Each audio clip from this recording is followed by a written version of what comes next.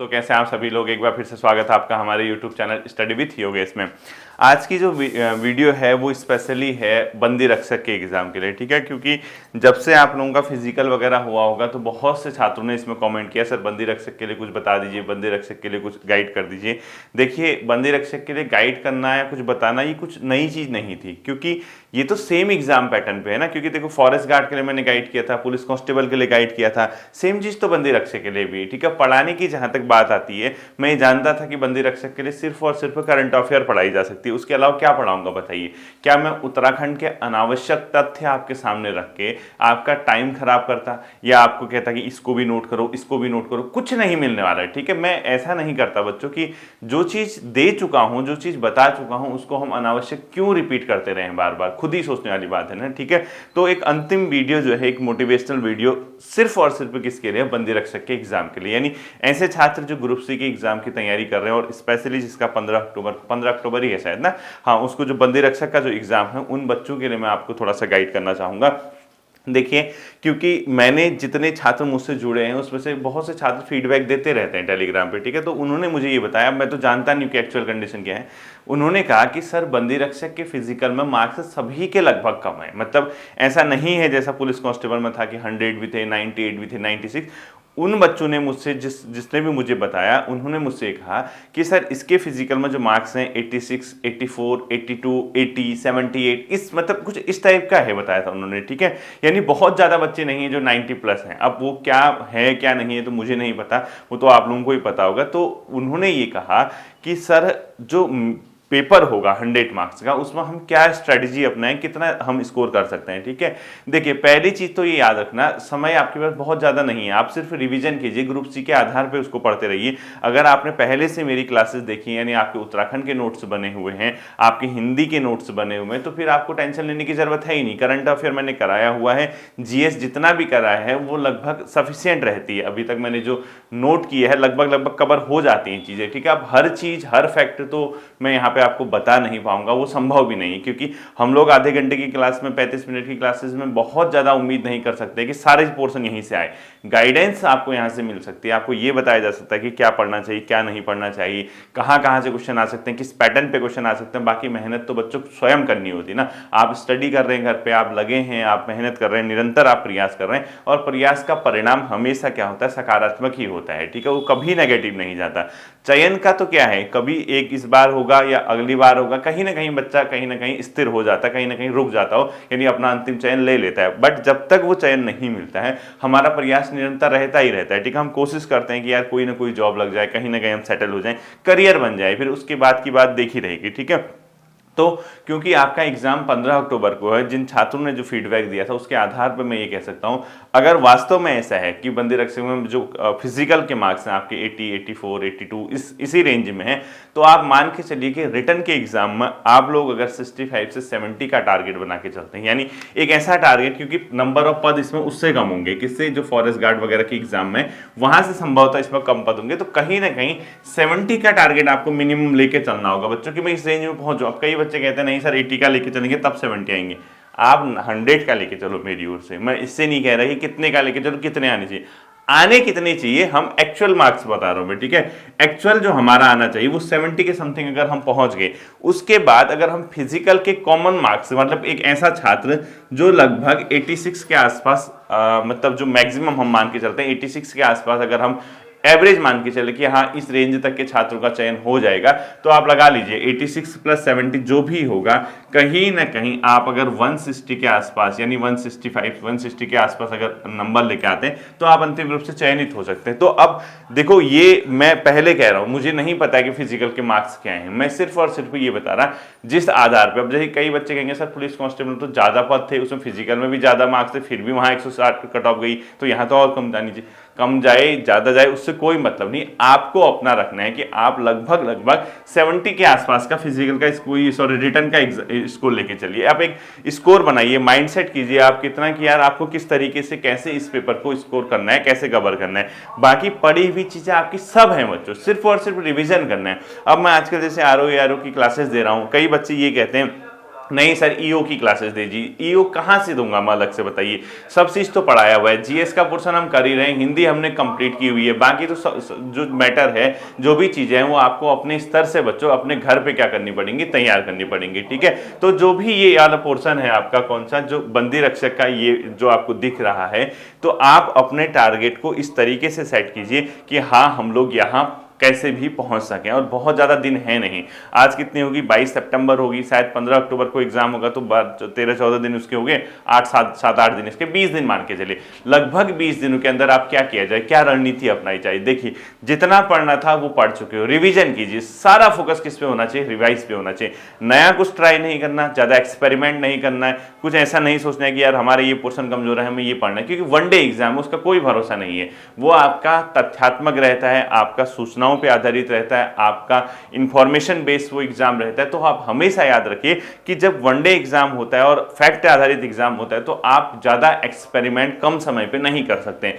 क्योंकि अगर उसमें प्रॉपर टॉपिक होते कि यार हम कहते चलो आज ये टॉपिक तैयार कर ला, आज ये टॉपिक तैयार कर ला, आज इससे हम कॉन्सेप्ट सीख लें, ऐसा है ही नहीं। जब ऐसी चीजें है ही नहीं तो फिर क्या फायदा उसमें, ठीक है। तो इसकी सबसे बढ़िया स्ट्रेटेजी है, सबसे बेहतर तरीका है कि आप लगातार 20-22 दिन रिवीजन कीजिए। और रिवीजन कैसे करना है, अपना समय डिवाइड कीजिए, क्योंकि अभी भी 20 दिन है, क्योंकि आपकी हिंदी का पोर्शन पुनः 20 नंबर का आएगा, उत्तराखंड का पोर्शन 40 नंबर का आएगा, और इसके अलावा जीएस प्लस जो करंट अफेयर्स है, साइंस भी, साइंस नहीं होगी शायद इसमें, करंट अफेयर्स, जीएस और कुछ बहुत रीजनिंग का क्वेश्चन, 2-4 क्वेश्चन जितना भी रहता है, ठीक है, 1-2 क्वेश्चन जो भी है रीजनिंग का, इसको मिला के 40 नंबर का। तो तीन, अब देखो मैं यहाँ तो बच्चे 150 नंबर के आरओ की तैयारी करने में लगे हैं, यहाँ जबकि उनको पता है कि जीएस भी पढ़नी है, उत्तराखंड भी पढ़नी है, मैथ्स रीजनिंग भी करना है, करंट भी करना है, साइंस भी करना है, कंप्यूटर भी करना है। तो आप लोगों का देखो इसी में कंप्यूटर भी आएगा, ठीक है। आप लोगों के पास 3 शिफ्ट है, अपने स्ट्रेटेजी को 3 शिफ्ट में बांटिए।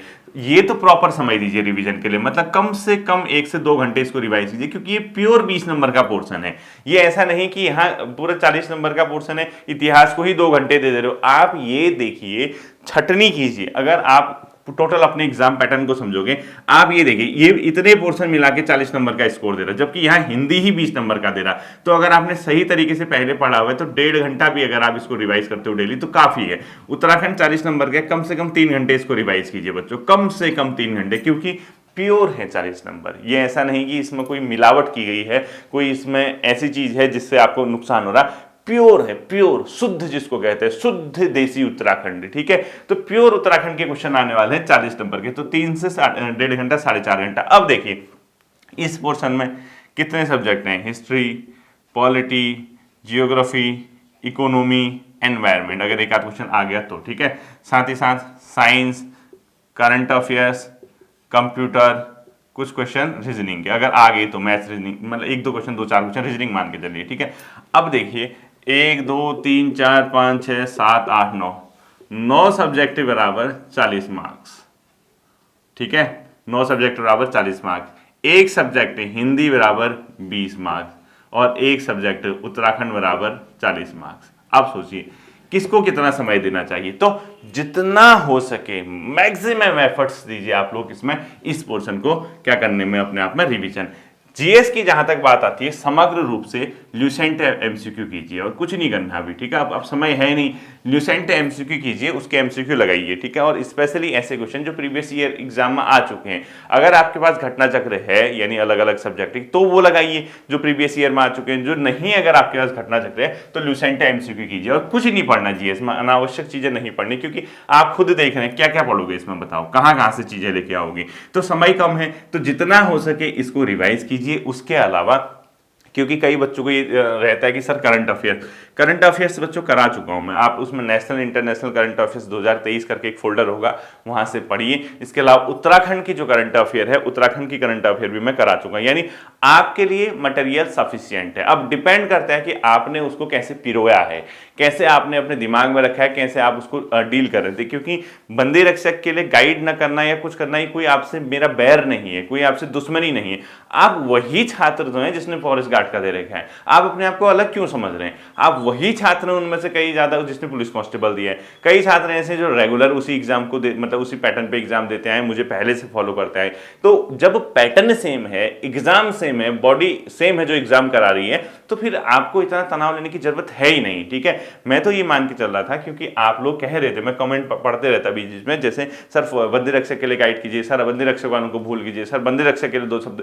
क्या बोलूंगा भाई, बताओ, खुद ही सोचो ना आप लोग। ये तो आप लोग खुद ही समझदार हैं, सब चीज आपको कराया हुआ, मटेरियल आपके पास पर्याप्त है, आपको रिवीजन करना है। रिवाइज अगर आपने सही तरीके से किया है तो आपका काम बन जाएगा। इसमें इतना तनाव लेने की जरूरत नहीं है कि सर हम तो लूट गए, हम तो बर्बाद हो गए, हम तो कहीं के नहीं रहे, सर हमें बचा लीजिए। ऐसी स्थिति नहीं आएगी आपकी। ठीक है, अगर आप इस तरीके से 20 दिन भी काम करते हैं, क्योंकि आपने चीजें पहले पढ़ी हुई हैं, तो 20 दिन आप इस तरीके से काम कीजिए, तो आप फिर से एक अपने ऐसे कॉन्फिडेंस के लेवल को पा जाओगे जहां आपको लगने लगेगा कि हाँ हमारा एग्जाम हो जाएगा। बाकी बिल्कुल भी ओवर कॉन्फिडेंट नहीं होना है कि मेरे फिजिकल में ज़्यादा हैं, या बिल्कुल भी डिमोटिवेट नहीं होना है कि मेरे फिजिकल में कम मार्क्स हैं। तो ये बात की बात है। अभी हमारे सामने जो पहला उद्देश्य होना चाहिए कि 15 अक्टूबर के स्कोर में अपना अधिकतम, अपना सर्वश्रेष्ठ प्रदर्शन कैसे करें, और इसको प्रदर्शन करने के लिए इस स्ट्रैटेजी को फिलहाल के लिए आप अपना सकते हो, क्योंकि समय कम है, 20 दिनों का समय है। नई नई किताबें, नए नए टॉपिक्स पढ़ के कुछ नहीं मिलने वाला है। ठीक है, जितना आपने पढ़ा है वो बहुत होता है बच्चों, उसी चीज को आपको रेगुलरली रिवाइज करना है, उसी चीज को आपने सही तरीके से अपने आप को रिप्रेजेंट करना है एग्जामिनेशन हॉल में। बाकी आपकी चीज में, आपके पक्ष में चीजें आएंगी। डिमोटिवेट नहीं होना है। ठीक है, क्या होगा, बार बार मैं कहता हूं, क्या होगा, कुछ ना होगा तो तजुर्बा होगा। लोग तो लड़ते हैं, लोग लड़ते हैं, लड़ते हैं, लड़ते हैं, लड़ते हैं, उसके बाद जीतते हैं। आप तो लड़ रहे हैं, अभी लड़ते हैं कि कंडीशन में नहीं आए। क्योंकि अगर आप बंदी रक्षक वगैरह इन एग्जाम को अभी दे रहे हैं, तो आप मान के चलिए कि बहुत ज़्यादा मतलब ऐसा नहीं है कि आपके ऊपर इतना ज़्यादा बहुत टेंशन लेने का टाइम आ गया, क्योंकि अभी आप छोटे छोटे बच्चे हैं। छोटे बच्चे का मतलब इस फील्ड में छोटे बच्चे हैं, जो 22 साल, 23 साल, 24 साल, 25, 26, 27 साल के आप तैयारी कर रहे होगे। तो ज़्यादा तनाव लेने की जरूरत नहीं है बच्चों। पॉजिटिव रहिए, पॉजिटिव माइंडसेट के साथ जाइए, क्योंकि उतने बच्चों का तो होना ही है जितने नंबर ऑफ पोस्ट हैं। जिसका नहीं होगा फिर पुलिस कांस्टेबल की भर्ती आएगी, फिर कानूनी सहायक की भर्ती आएगी, फिर कोई भी पीडीओ वीडियो की भर्ती आएगी। कहीं ना कहीं मौके आपको रेगुलरली मिलते रहेंगे। तो आपका पढ़ा हुआ कभी बर्बाद नहीं जाता। क्या आप इसको आज पढ़ रहे हो, जब आप नेक्स्ट एग्जाम में बैठोगे, खुदा न खास्ता ऐसा ना करो, भगवान ऐसा ना करे कि आपका ना हो, लेकिन ऐसा तो होगा ही, सबका तो हो नहीं सकता, जिसका नहीं होगा। ठीक है, तो क्या वो जब अगले एग्जाम में जाएगा वो बेसिक से शुरू करेगा, वो पहले पॉइंट से स्टार्ट करेगा, पहली सीढ़ी चढ़ेगा? नहीं चढ़ेगा। उसने ये चीजें पहले पढ़ी होंगी, उसको सिर्फ और सिर्फ अपनी कमियों पे काम करना होगा। उसको सही तरीके से इस चीज को देखना होगा कि कौन सा पोर्शन ऐसा रहा था जहां उसकी कमी थी और उसका सिलेक्शन नहीं हो पाया। जब आप इस तरीके से अपने आप को रखोगे, इस तरीके से आप आगे बढ़ने की कोशिश करोगे, तो वो मुकाम, वो मंजिल बहुत ज्यादा दूर नहीं होती बच्चों। जिस चीज की हम प्रतीक्षा करते हैं, जिस चीज का हमें इंतजार है कि आज होगा, कल होगा, परसों होगा, कभी तो सिलेक्शन होगा। दूसरों की पोस्ट देख के बड़ा अच्छा लगता है कि अधीनस्थ सेवा सेना के आगे फोटो खिंचा के, जैसे आप देखते होंगे ना आप लोग कि अभी तो पहला है, अभी तो मंजिल पानी बाकी, कुछ इस टाइप के, या लोक सेवा आयोग के आगे फोटो खिंचा के आप भी सोचते होगे कि यार हमारा कब नंबर आएगा। जैसे आपके साथ वाले पहले ड्यूटी की डे 1 ड्यूटी करके फोटो लगाते होंगे, या नए कार्यालय की फोटो लगाते होंगे, आपको भी लगता होगा कि यार काश हमारा समय भी आएगा। कब आएगा? आता है बच्चों। ठीक है, वो जो ऐसा कर रहे हैं वो ऐसा नहीं कि आज ही उन्होंने मतलब हवा में उनको चीजें मिल गई। उन्होंने भी मेहनत की है, उन्होंने भी स्ट्रगल किया है। जब वो स्ट्रगल किया, मेहनत की, और जब वो स्ट्रगल और उनका मेहनत जो है मैच्योर हो गया, यानी परिपक्व हो गया, यानी फल होता है ना, फल जब खुद ही पक जाता है तो खुद ही क्या होने लग जाता है, वो अपने आप को दिखाने लग जाता है, रिप्रेजेंट करने लग जाता है कि हाँ मैं अब क्या हो चुका हूँ, पर्याप्त रूप में, यानी पक चुका हूँ, अब मेरा समय आ चुका है। तो वही आपके साथ भी ये पढ़ाई जो है ये एक दिन में नहीं होती, या ये जो तैयारी है एक ही दिन या एक ही बार में नहीं हो पाती। वो बिरले लोग होते हैं, बहुत कम लोग होते हैं जिनको इतनी जल्दी सडन मतलब जो है तैयारी करते हैं, 6 माह 1 साल के अंदर उनको जॉब मिल जाती है, वो बहुत कम लोग होते हैं। ठीक है, बाकी आप ही लोगों के भाई बहन है, मैक्सिमम आप लोगों के साथ जो लोग लगे हुए हैं अभी जॉब में, वो आज के नहीं है बच्चों। उन्होंने भी एक लंबा फेस तय किया है, लंबे समय से उन्होंने भी संघर्ष किया, तो अंतिम रूप से उनका चयन अब हुआ है। सेम चीज आपके साथ भी है, आप भी एग्जाम दे रहे हो। कई लोगों का इसमें हो जाएगा बंदी रक्षक का, जिसका नहीं होगा उसका नेक्स्ट टाइम होगा, जिसका वहां भी नहीं हुआ उसके नेक्स्ट टाइम होगा। लेकिन अपने कर्मों से पीछे नहीं भागना है। कर्म करते रहिए, मेहनत करते रहिए, परिणाम की प्रतीक्षा कीजिए और उस प्रतीक्षा का जो स्वाद होगा, उस इंतजार का, उस वेट का जो स्वाद होगा वो अपने आप में अल्टीमेट होगा, उसका कोई तोड़ ही नहीं, क्योंकि मेहनत से पाई हुई चीज का कोई भी क्या होता है, तोड़ नहीं होता है। उस मेहनत को आप समझेंगे कि यार वास्तव में हमने इतने सालों का संघर्ष किया, हमने ये किया, हमने वो किया, क्योंकि आप उनमें से नहीं हैं जिनको सब कुछ करा धरा मिला है। आप खुद अपनी कंडीशंस जानते हैं। अगर आप बंदी रक्षक, इन फॉरेस्ट गार्ड या कोई अदर एग्जाम की तैयारी कर रहे हैं, उसके लिए जी जान से लगे, तो आप अपने घर के कंडीशंस जानते होंगे कि यार वास्तव में हमें कितनी नीड है। तो वो जो मेहनत का परिणाम आपको मिलेगा ना, उसका सुकून ही कुछ और होगा, उसका स्वाद ही कुछ और होगा। तो पॉजिटिव माइंडसेट के साथ जाइए। 20 दिन का समय बचा है, 20 दिन में इसको सही तरीके से रिवाइज कीजिए और ये मत सोचना कि हमारे फिजिकल में मार्क्स कितने हैं या कम हैं या ज़्यादा हैं। जितने भी होते हैं बच्चों, हमें इस बात का कोई भी टेंशन नहीं लेना है। पहला ध्येय क्या है, 15 अक्टूबर को जो बंदी रक्षक का आपका एग्जाम है,